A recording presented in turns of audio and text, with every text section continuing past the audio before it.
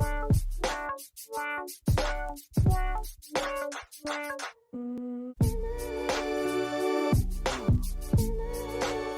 what's up all my international players? Today we're here to talk about jump rope mistakes. Now here's the deal, when you're first getting started with the jump rope, you're gonna make mistakes. There's no way around it. This video is to make sure you don't make the most common mistakes that I personally used to make myself.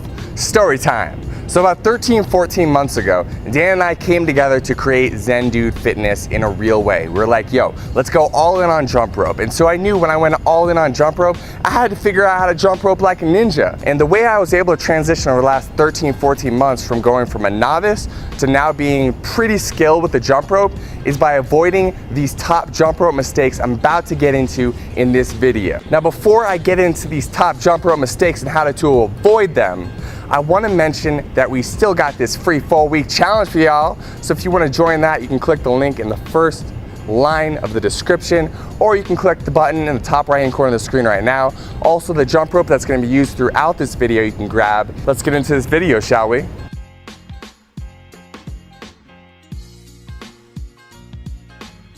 All right, the first thing we're going to start off with is where you're holding the jump rope. A lot of people don't talk about this, but it's extremely important. And so we're gonna dive deep into where to put your hands on the rope right now. And so you can see here, you have very little control if you're grabbing the bottom of the jump rope. The rope is loose and it makes it harder to do tricks or just get into a good rhythm.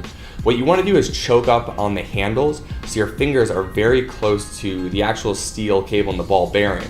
This will give you a lot more control of the rope and make the spin a lot smoother. Next, we just want to talk to you about the importance of having a good, high quality jump rope. There's a lot of jump ropes out there and a lot of really inexpensive ones. And the reason why we talk about the cross rope so much is because it is the highest quality rope out there and it does make a significant difference in your ability to jump rope with more skill and your ability to jump rope, period. So the next thing we're going to cover here is a very subtle example of what it looks like to have your wrists too far apart. And so you can see here, when your wrists are too far apart, when you try to do tricks, for example, the crisscross, you end up tripping over the rope because it's spread too long, right? And so that means there's not enough depth on the rope to be able to make it underneath your feet. And so you can see here, it's very evident that if your wrists are just a few degrees closer to each other, so you're bringing your as you can see, I just demonstrated there, you're actually bringing your wrists closer to each other, it's easier to do crisscrosses, it's easier to just get more fluid with the jump rope and be able to get a consistent rhythm with what you're doing. And so a beginner mistake a lot of people make is they have their wrists too far apart, so they trip over the rope. So just remember, whenever you're doing any tricks, bring your wrists just a little bit closer together and it's going to feel a lot smoother for you. Next thing we want to talk about is having just straight up good posture when you're jumping rope. You want to create this nice alignment from this crown of your head down through the balls of your feet. So as you're hopping and you're jumping rope on the balls of your feet, you want to keep your shoulders back and down, and you want to really focus on keeping that core and those glutes tight so you're not bending over, you have good posture throughout the movement. Next thing we want to talk about is how high you're going to be jumping off the ground when you are jumping rope. And so a lot of people when they first get started try to jump high in the air so they don't trip over the rope, but really that's the opposite of what ends up happening. When you jump higher in the air, a lot of times your hands come up, and so when your hands come up, you are also bringing the bottom of the jump rope up and you end up tripping over the rope. When you come just in a half inch or an inch off the ground, you have much more control.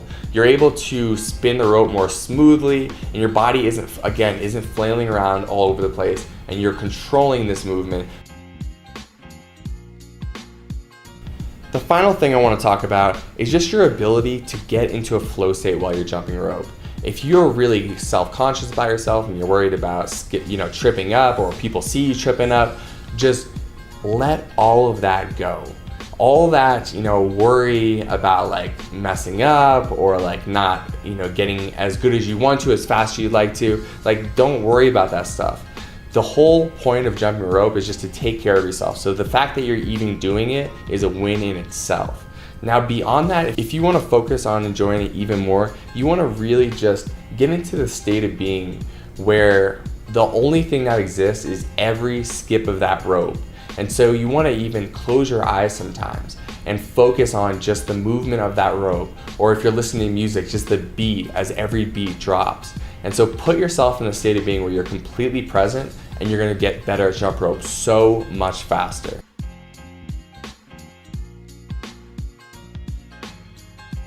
Finally, if you've enjoyed this video, if you like this video, please give it a like. If you have any questions, go ahead and drop them in the comments below. Please subscribe to the channel. ZenNu Nation is growing day by day. We appreciate each and every one of you so much. So another sub means another family member, so come on in, join us, we'll hook you up. Thanks so much for watching this video. Zen Dudes out.